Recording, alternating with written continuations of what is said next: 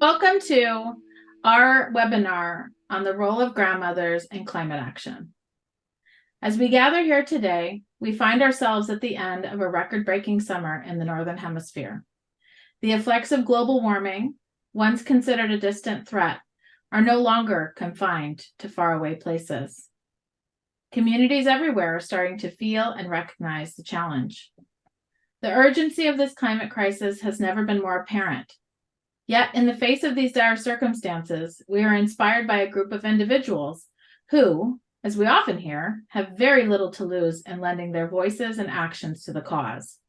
Grandmothers, grand-aunties, grand-others, and older women around the world, with their wealth of wisdom, love of community, and deep-rooted sense of social responsibility, are formidable watchdogs and defenders of our planet. Today's webinar is a unique opportunity to hear from those who have recognized the imminent threat of climate change and environmental destruction and have decided to take a stand. Through their stories and on-the-ground experiences, we aim to shed light on the pivotal role that grandmothers play in the fight for a sustainable future. I'm Lindsay Farrell, and I'm the Executive Director of the Grandmother Collective. The Grandmother Collective is a movement dedicated to profile of grandmothers as key contributors to social change.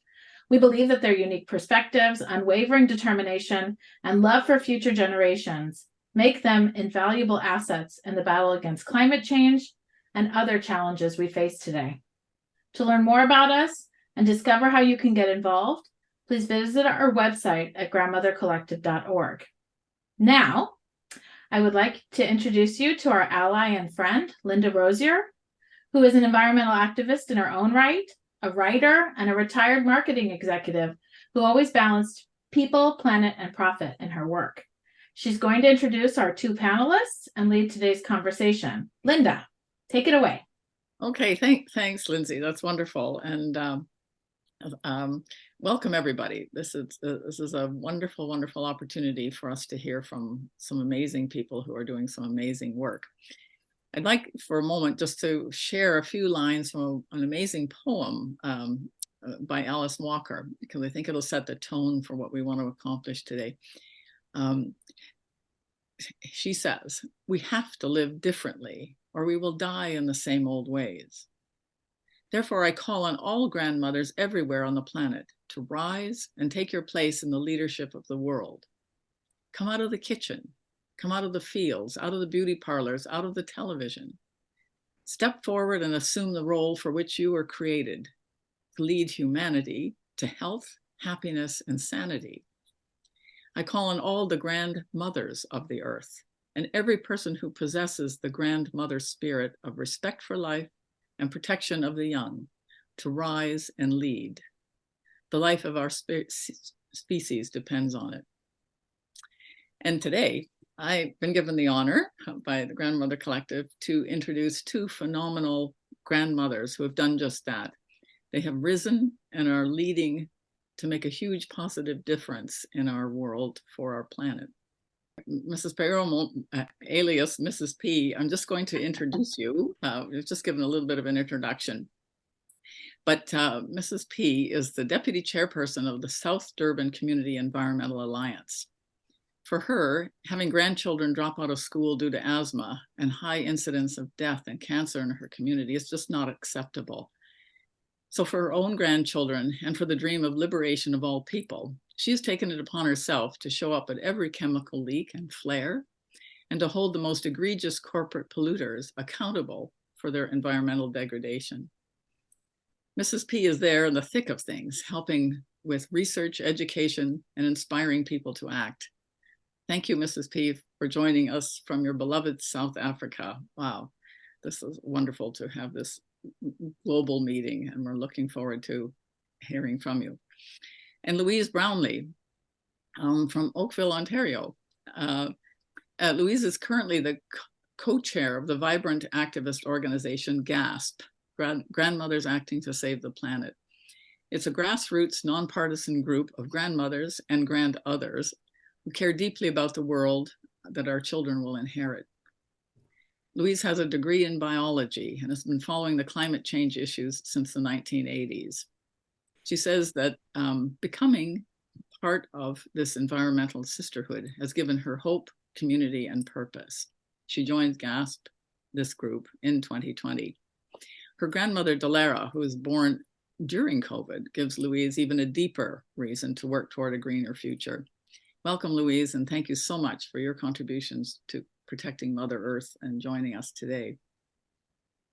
So our main goal today is to encourage, inspire, and motivate grandmothers everywhere, all the grandmothers watching. We need to get involved, and we're eager to hear about your experiences in what you have done and been able to accomplish as grandmothers acting for climate. So let's begin about hearing about some of the environmental challenges you're each facing in your parts of the world. Mrs. P, would you like to go first? Okay, fine.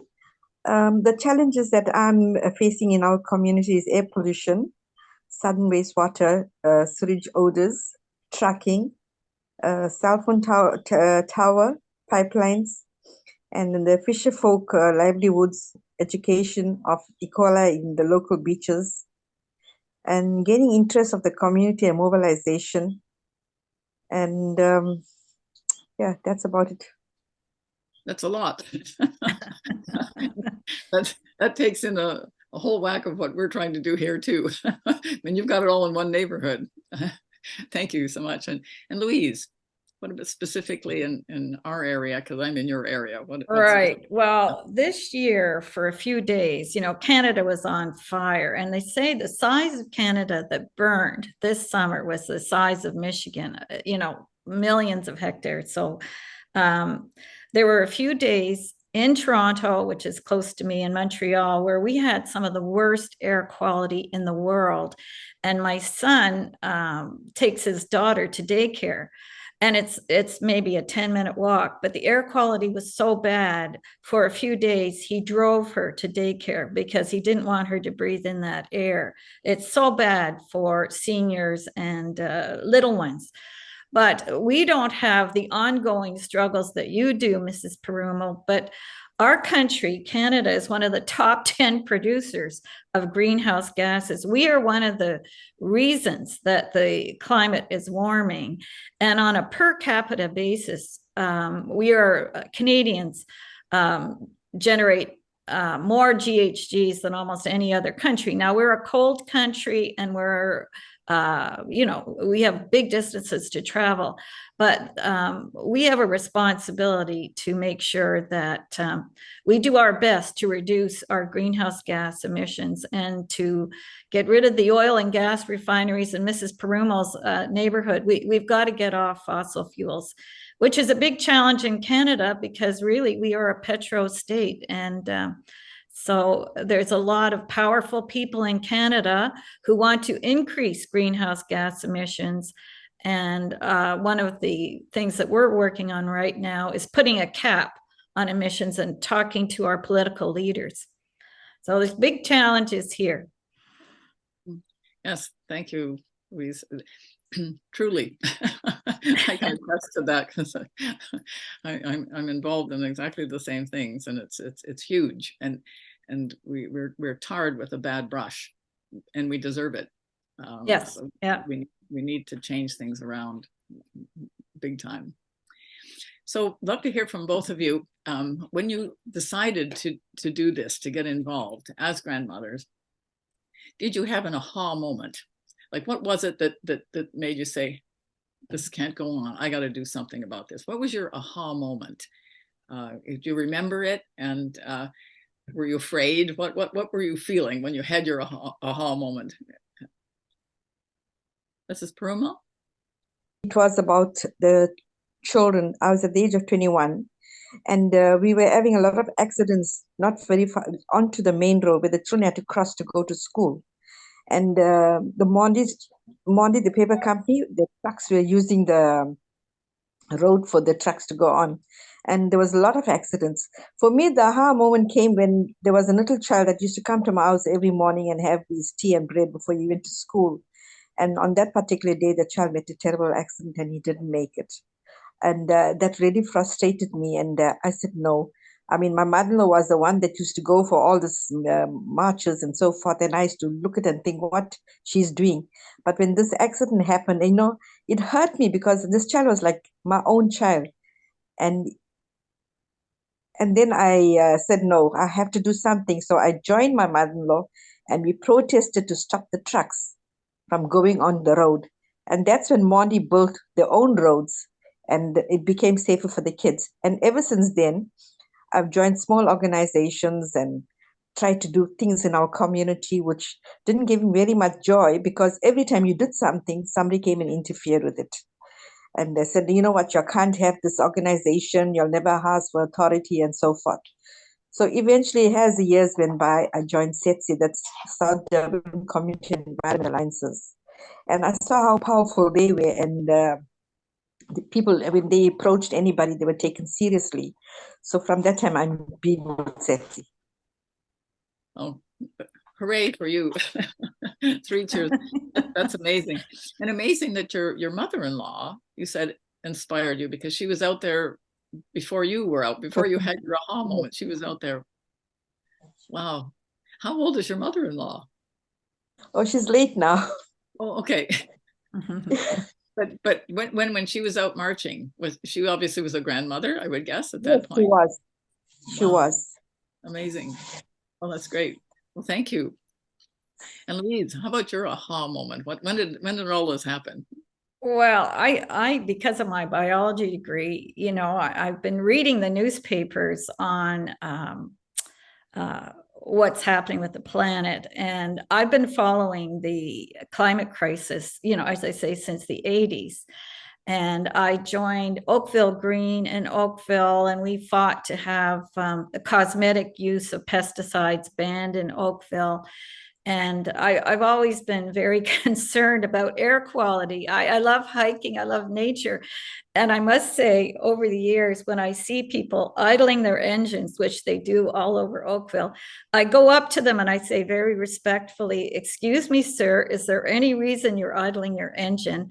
And I try to explain to them. I don't do that anymore because I know I've got bigger fish to fry. But it's always annoyed me. People are not connecting the dots that what they do affects, the atmosphere and is speeding us, to increase greenhouse gas emissions. But a friend of mine suggested I join GAS just at the start of COVID. And so we often met on Zoom, and what an incredible, wonderful sisterhood. So during a time, which is many people found it tough during COVID, but we were going to webinars and educating ourselves on land use decisions.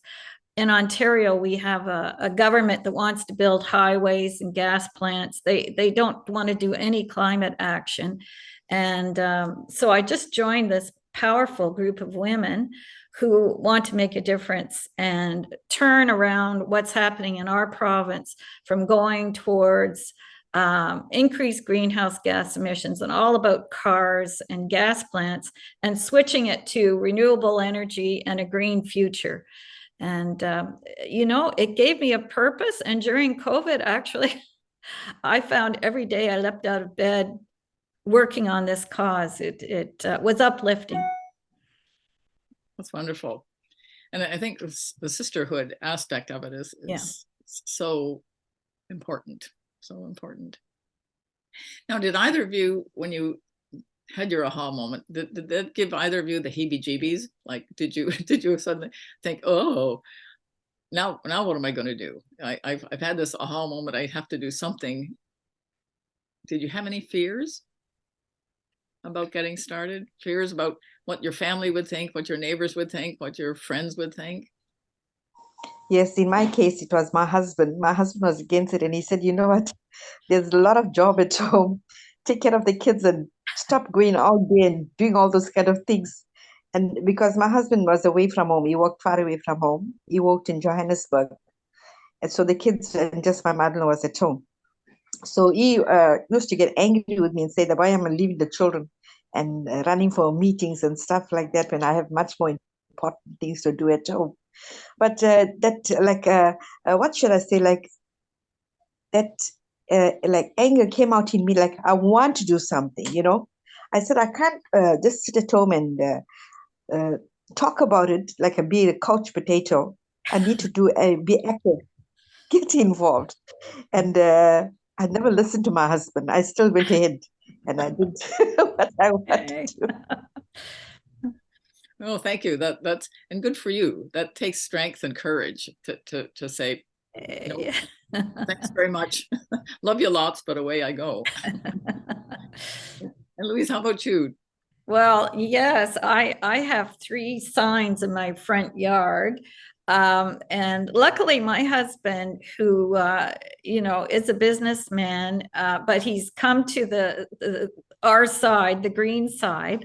And so I'll show you one of I have let's see, save Ontario's farms, forests, and wetlands, because our government wants to build a highway and cut through farms, forests, and wetlands, and they want to build homes on farmland at a time when food security is threatened. So I have 3 signs, and I live in a neighborhood that anyway, everybody knows where I stand, but the beauty of being 70 is I don't care. And I have nothing to lose. And I do find it liberating. There's an expression, you pick a lane. I'm in the lane of climate activism, and nothing's going to deter me. I have written letters to the newspaper too, an open letter to our MPP, our provincial representative, who actually lives 3 doors down from me.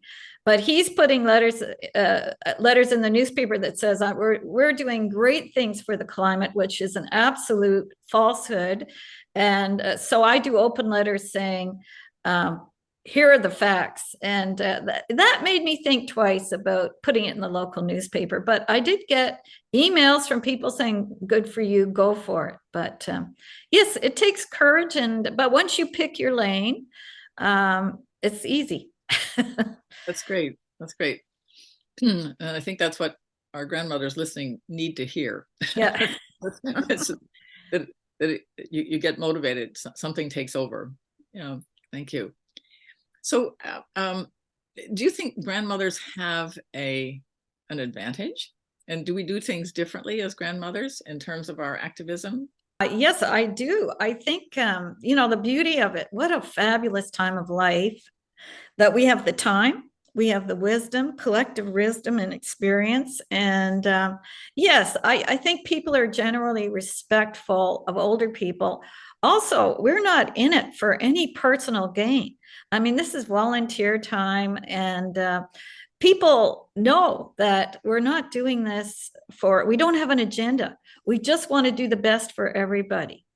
So I find that, we are treated pretty well. Oh, that's great. Thank you. And Mrs. Perumal, how about you? Do grandmothers have an advantage where you are? Is this similar to Canada? I think it is in a way, because like they tend to give you more respect when you say something. And it also, when the youths see that grandmas are getting involved, it sort of motivates them that they want to be involved. What is so interesting? What are these old ladies are doing, you know? So they want to come and investigate and get involved. They get like sort of interested in a way, because with me, there was I had quite a bit of grandmas that used to work with me, and about 7 or 8 of them have passed on. So I've just got only 2. So we try to get the youths involved now. And, sometimes I think it's how you talk to the youths and what you tell them and how you explain it to them. You got to do it in a way that you captivate their attention. And that is why a lot of youths, when they see me, they like to talk to me and ask me some questions regarding for schoolwork and stuff like that. And that's how I sometimes capture them, get their attention. That's wonderful. And it makes you relevant. It makes us relevant to young people, and we need to be. What have you found, both of you, to be the most effective thing that you do in terms of actions? Have you found sort of one thing that you say, this is working, let's do this more often, or whatever? Louise, what? Well, we had a rally in front of our MPP's office, and it's turning out there's a big scandal with our provincial government because what they're doing is giving cheap farmland to developers, and it's turning out to be a huge scandal. But in front of our MPP's office, we had about 200 people. I don't know, you can see that picture there, chanting "Hands off the Greenbelt." And we live in a small sort of quaint town, and to have 200 people chanting "Hands off the Greenbelt" was wonderful. We have an amazing woman, Michelle Tom, who does our social media, and I think we've got about, I don't know, 6,000 Twitter followers and about 1,000 Facebook followers. So I think our social media, a lot of people. The thing about social media, it's immediate. If we have a rally, it goes out. So I think we're being noticed with our good social media presence, but we have amazing letter writers, and I think, Linda, you know some of them, getting op-eds printed in the local newspaper. We've got a lot of good writers in the group. Yeah, thank you, Louise. And Mrs. Peromo, how about you? For us, it was the protest we have. The protest creates a big awareness because we have people from all different age groups, and we get the media involved, the papers involved, everybody, the local paper, they are also the journalists are also involved. And we always do it in such a way when these big shots come into our country, the ones that's got their investments in our country, when the big shots come, especially when they come to have the conferences, SETSI has a big protest and creates a very big awareness. And they don't like it because you'll find they have a lot of polices all over, and the police will be ushering us, don't come across this part of the boundary and stay that side, stay put. But, when you're an activist, you become a bit sneaky, you try to find a way to get closer and let everybody know why you're protesting, what's going on. Because these guys come and they always say all the good things to all the partners, the investors. So we go in there and we scream, we chant, we make big noise, we hold our banners, our flyers, and we make a lot of noise. And you know what they do? Like example, we have the ICC, that's one of the big buildings we have where these guys come and have the meetings. They all will stand at those little windows and will be watching us. So from the road, we'll be screaming and shaking the banner for them to say, what's going on? Why are these people behaving like that? And we say, we don't want y'all here. Y'all are not doing anything good for our country. Get back to your own country and take your money and go with you, because end of the day, we cannot eat money. If No. your health is bad, no amount of money can help you when you are really sick, especially when you're having cancer. So we don't want them here. If you cannot do what you are doing in my country, if you can't do it in your own country, don't do it here. Simple as that. Well done. Well done. Yay. Yeah, up the revolution. Yeah. What has been the hardest part for each of you? For us, like I said, the polices, when they come and they put those barriers on the road or wherever they demark the area where we cannot go into. Or when we go and in a memorandum, like example, we had one march where we marched quite a distance, and when we reached the city hall, we were going to end on the memorandum to the mayor of the city. He never came. He sent another guy in his place, and that guy didn't know what was going on, why we were there, because he started babbling one way, and the people started screaming and protesting, and some of them was getting like so worked up, like it was getting violent, and they had to quickly get his bodyguards to usher him out of there. Things like that happened. And this wasn't like the first time something like this happened. It has happened many times. We go on a march or go on a protest. When you're going to hand in the memorandum for them to give them certain time to give us back an answer, what step can they take to avoid or prevent or improve what they are doing? They don't come out. They send somebody else. They send the small guy.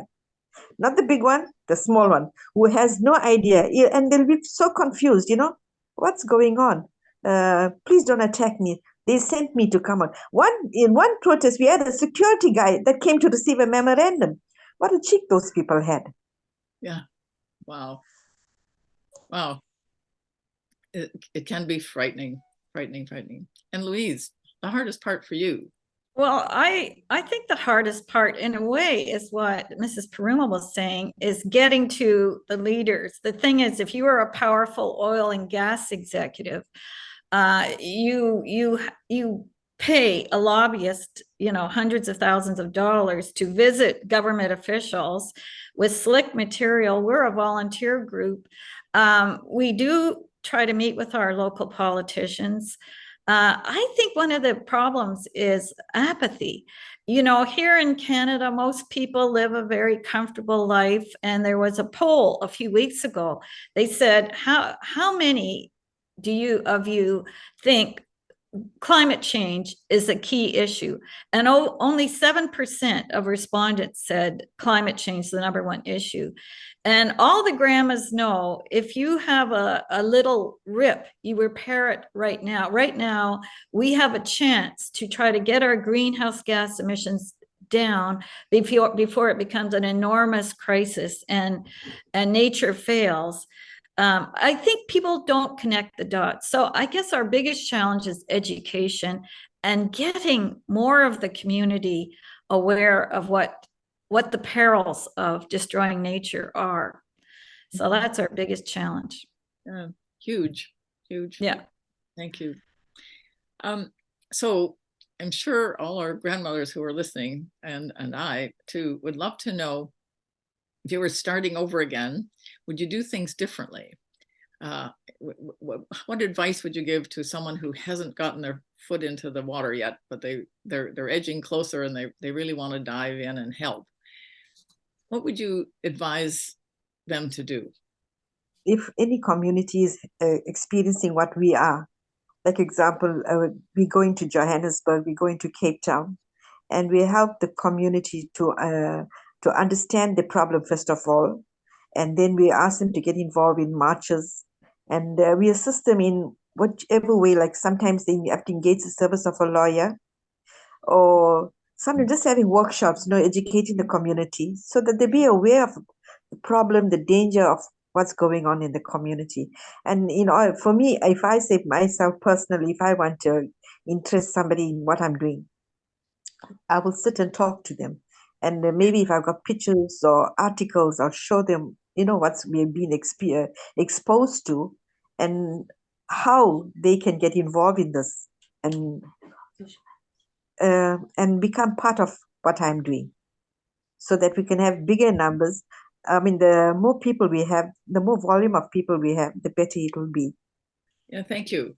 And that, I think those comments and sort of that observation will help people sort of understand it's not as forbidding as it seems from a distance. So, and Louise, how about you? What advice would you give to somebody who's thinking about it but doesn't quite know how to go about it in their community? Well, I think, when you read the news, it's doom and gloom and floods and wildfires, and you can get depressed. But when you join with a group of like-minded friends, and one thing I like about our group is a lot of the emails are signed off with hugs. Sometimes they're signed off with love. And I mean, we support each other. And one person does not have to do it all. When you are sharing with a group of activist sisters, you're creating community, and we make it fun too. We sing the climate song. So, what we say, we're stubborn optimists. And I know Mrs. Peruma must be a stubborn optimist too. And our big thing is, if our great grandchildren say, "Great grandma, what did you do when you knew the world was going through rough times?" We can say, well, we tried, and we tried to educate people. We're trying to leave a legacy for our great grandchildren that we're doing something, because it's pretty obvious, the signs are there that Mother Nature is mad at us, and we're trying to do our best to, as somebody said on a Zoom last night, we're not playing by the rules. We're extracting, we're taking too much from nature, and we have to start rebuilding nature and fight for a greener future. So I think just join with a group of like-minded friends, and one step at a time. Thank you. And I think you mentioned talking about it too. I think both of you referred to talking about it. if you have this sort of fire within you and burning within you, I think if you start talking, I think you find other people the same, and the group will grow. So do either of you have, and please, if you have a few last things you'd like to share with everyone, knowing that there are grandmothers out there who want to do what you do, who want to be involved. What would you like to share? Just some last words before we go on to the Q&A. For me, I would say that SETSI has been very successful in a lot of things what they have done so far. They've created a world awareness, because Desmond Dessa has gone to the US, he's gone to many other states, and show them the successes that we had in our community. Like example, Engine has closed down now, and SAPRIF. And how we empowered the people, how we got everybody involved. By the community watching the success of SETSI, the success of our protest, like what was the outcome, it made other people get interested, like the working class. The working class is always so busy. They don't have time for things like this. But now by them watching, you know what, these people are doing such great work. Let's join them as well and get involved. And then by going to schools and educating the youths are getting involved. So we have a mixture of both now. We have the very old people like me, and then we have the working class, and then we have the scholars. Just now we'll have the babies even coming to us. I mean, that's how well we are doing, creating such big awareness. That is so wonderful. Well, thank you so much, Supremo. And how about you, Louise? Well, we right now, we're creating all kinds of, if you look on our website, our leadership, we say we're nimble and quick, and we have lots of teams working on education and social justice.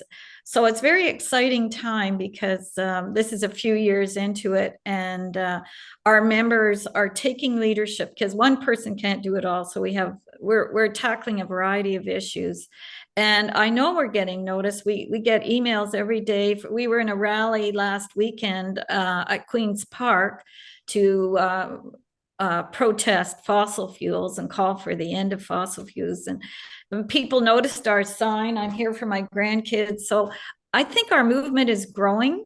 And as Mrs. Perumal said, we want to do a better job outreach in the community, giving speeches, and try to grow this environmental movement. Oh, well, thank you. And thank you both very, very much for your courage, for your action in this extremely important time of our lives. We're at a critical moment, and you're doing critical work. Thank you both. And now I'm going to turn it back to Lindsay for Q&A. Thanks, Lindsay.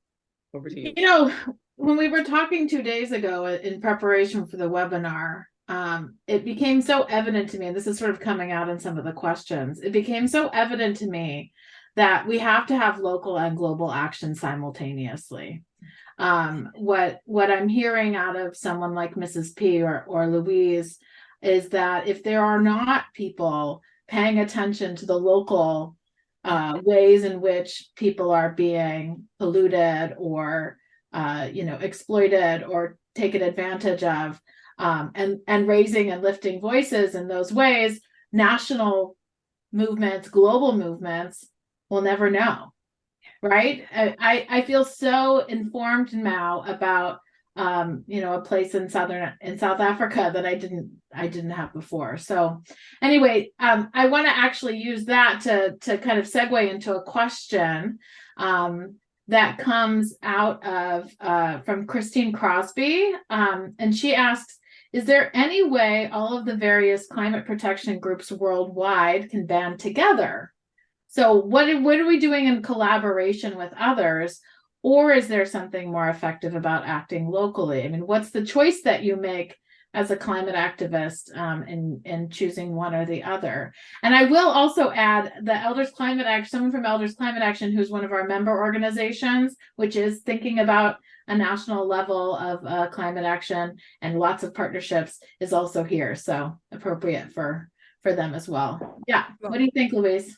Well, I'm on a national climate call once every 2 weeks with the David Suzuki Foundation, all the major, and I mean, I just find this an amazing perk of belonging to GASP is somebody said, will you join the call? And it's fabulous. You hear what's happening all across Canada, what campaigns every group is organizing. There's a wonderful group of mothers called For Our Kids who are doing innovative postcard campaigns on trying to get a cap on greenhouse gas emissions. So yeah, we are connecting, we are collaborating, we are working with each other. So it's very exciting to amplify. They'll say amplify this message, and that's fun.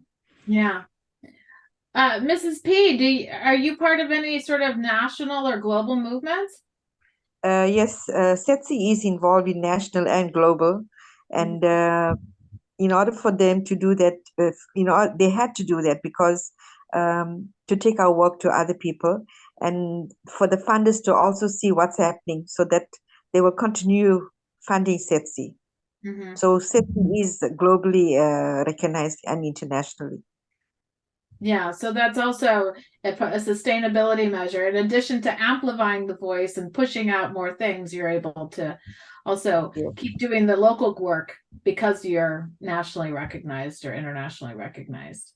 That's an important piece of this is how do we make sure that we have the resources we need. And in fact, Sonia Park asks, so wonderful to hear about the various tactics you're using. What other tools, skills, or support for change making do you think that grandmothers need or want? And she's, you talked about letter writing, you talked about media engagement, protests. What other things do you need to be more effective or that would be helpful? What else? You're doing everything. I don't know. I can't think of anything else.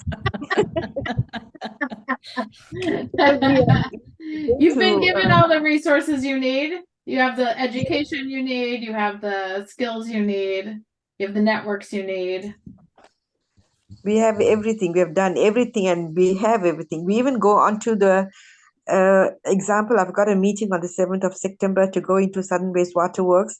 I was talking about the sewage waste that's going into the sea in October at least. And I'm going to go there. We're going to have a meeting with them to see how they can improve the problem or how they could stop the problem. And because by December, just now we're going to be into December, and that equalize in the seawater, so we cannot go to the beach. So they need to do something, put something in place, so the people can enjoy it. Because for the past couple of years, people haven't been enjoying themselves going to the beach, here, and that's what everybody do in December. But we haven't been able to, so we're going to go for a meeting there and see what they can do and how they're going to improve that situation. Yeah.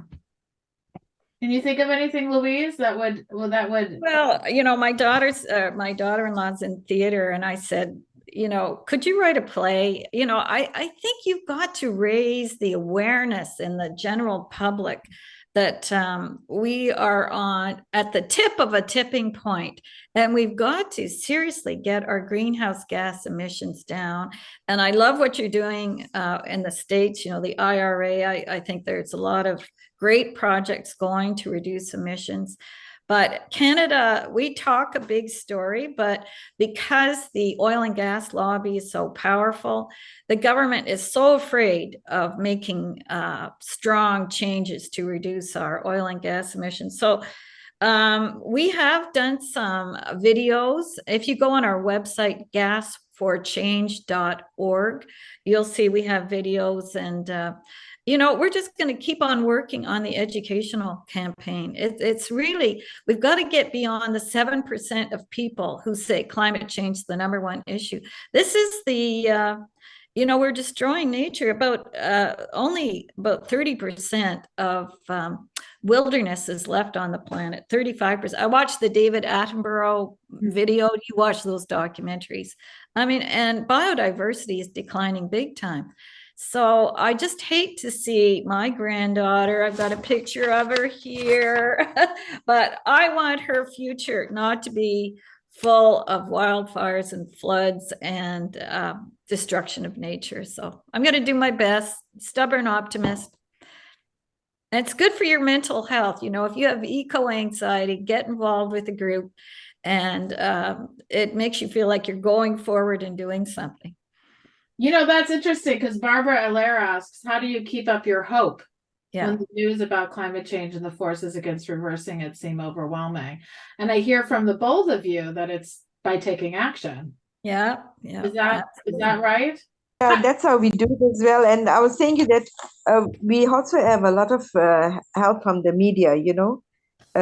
Whenever we're having anything, they are always there, responding as quick as possible to get whatever we need to put it to create awareness, for people to know that, you know, we're not just dealing with one thing. We are always, from one, we're going to another. And I've also got a meeting with Mondis as well, because they are releasing terrible sirens in the air late in the night, disturbing the people's sleep. And there's white smoke coming out of the plant. So I've also got a meeting with them next month as well. So, you know, we're not just doing one thing and staying quiet about it. We are always ongoing. There's always something.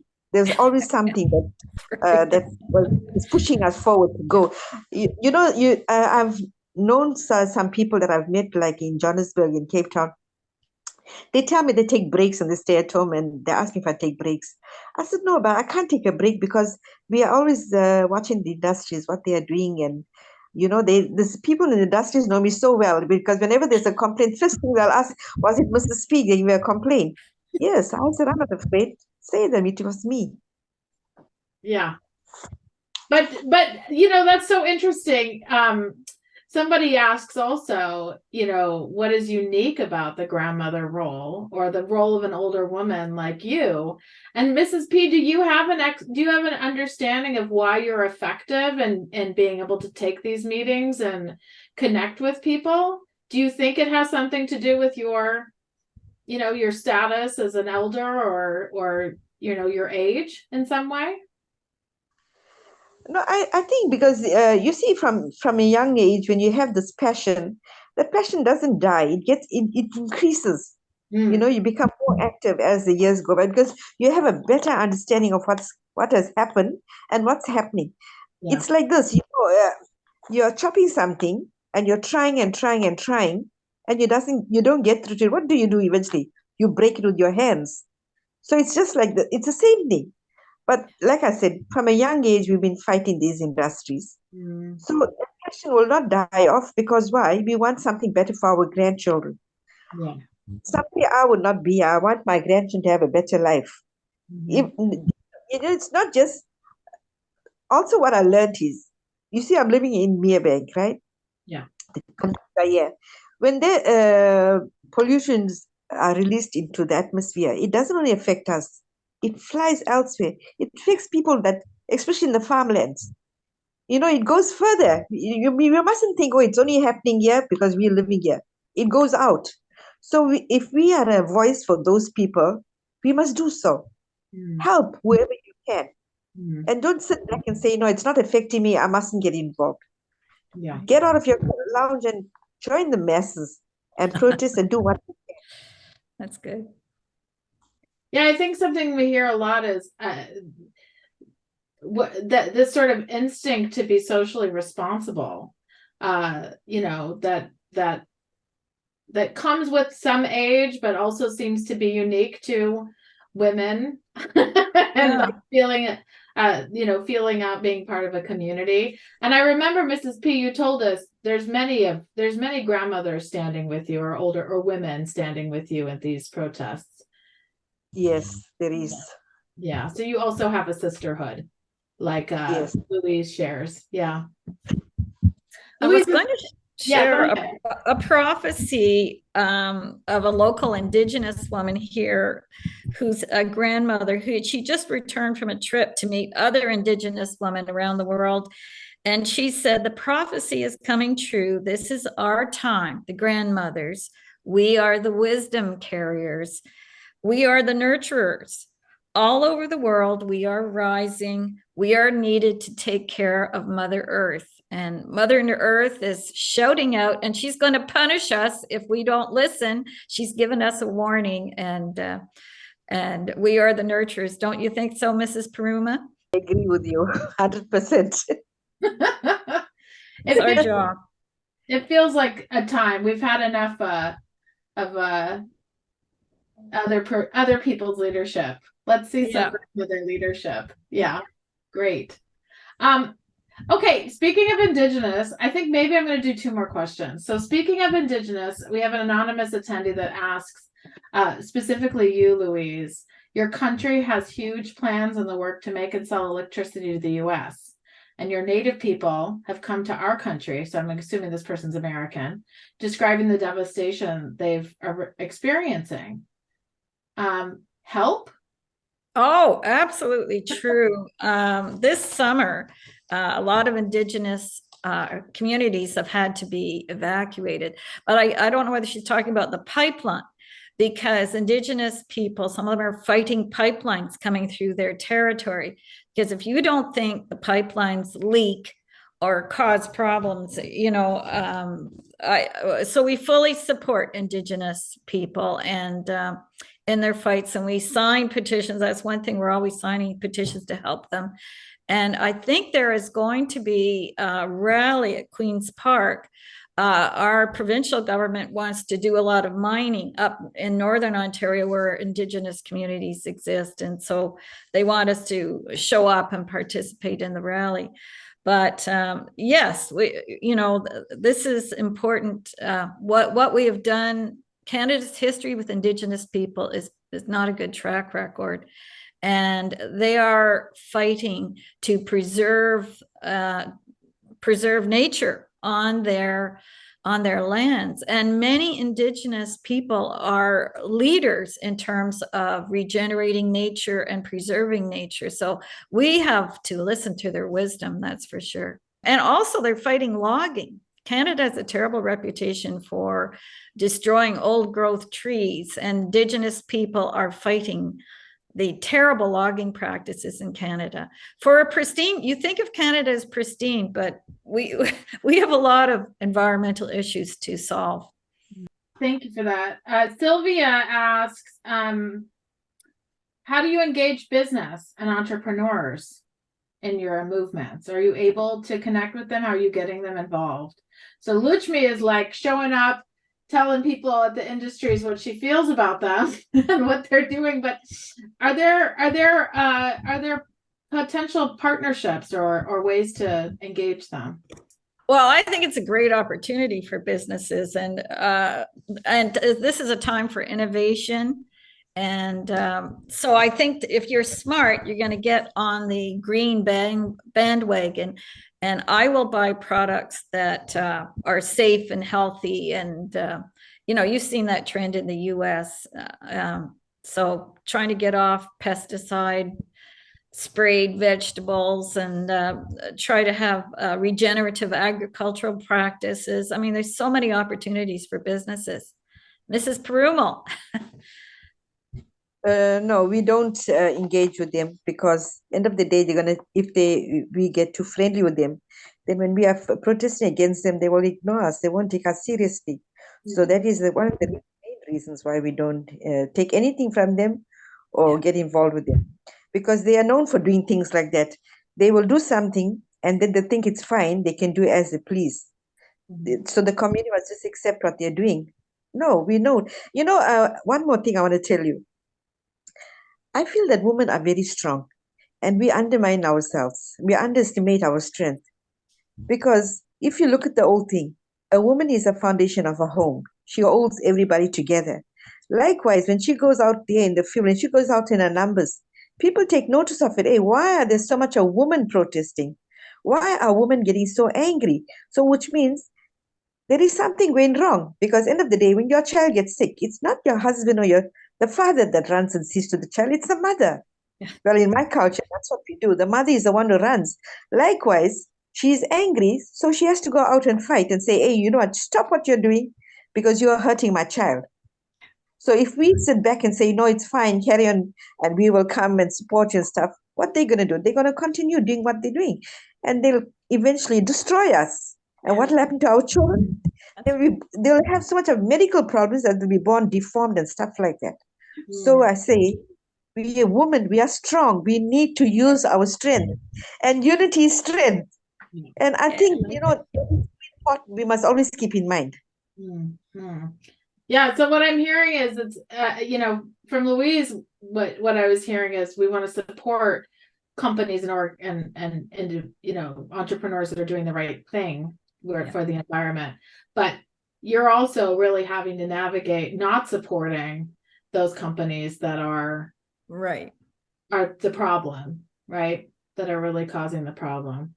I just want to give everyone here an opportunity to say a final word, including you, Linda, who did not say enough, even though she gets out there and also protests and told me once that one of her shining moments of her life was getting arrested at a climate action. So she's also been on the front lines like the rest of you. Mrs. Perumal, why don't you go? Talking about being arrested, once I also almost got arrested. We had COP17 in Durban, if you remember that. And this policeman came. We were down at Christian Center, and he came and he said, you know what, the whole bunch of y'all just get into the police van, and I don't know why y'all are behaving so badly. And we said, we're doing absolutely nothing. We're just standing here. We're holding those placards in our hand. Did you see us creating any disturbance? Did we destroy anything? Why are you behaving? And then he turned on and told to me, it was an Indian policeman. He turned on and told to me, he said, you know what? You're supposed to be at home and be in the kitchen. Why are you here protesting? That's the truth. He told me that, and I turned and told him, I think, it will be a good idea if you brought your mother to join us as well. And he got very angry with me. You know what? You're such a rude woman. I don't think I can speak to you. And he walked away. My kids are laughing at what I'm saying. And look at you. No, listen to that. Like, that's how you get people to pay attention. And who can do that other than you? No one. To say it that way. Beautiful. Well, I would just say, GASP has a wonderful vision to create a green legacy for our children and grandchildren. So we know what we're fighting for, and every day, every little action you make to reduce your carbon, your greenhouse gas emissions, to plant a garden, plant a tree, every degree counts. Everything we do matters. And I love that expression, the journey of 1,000 steps begins with the first step. So it's just to get in there and do something that makes you feel powerful, engaged. Okay, Linda, thank you so much for moderating today. Do you have any final parting words? Just to everyone, stay involved with the Grandmother Collective, because I think if we can harness the major group, if we can keep in touch globally, just like we did today, that's what will help us. We talked about a little bit of that during the questioning about the broader reach, and Grandmother Collective is just such an amazing organization. So I just highly recommend everybody stay tuned. We'll make it happen. I didn't even ask you to plug us. Thank you. Well, thank you to everyone for this kickoff of our inaugural webinar and a series called The Grandmother Role in Social Change. We'll be back next month. So look out for announcements. And again, thank you to Mrs. P, to Louise, to Linda for taking the time today to share your experiences. And I think, inspire us and give us some hope in a period of time that sometimes it doesn't feel so hopeful. So thanks to everyone. It's joyful. Bye. Bye-bye. Take care. Bye-bye.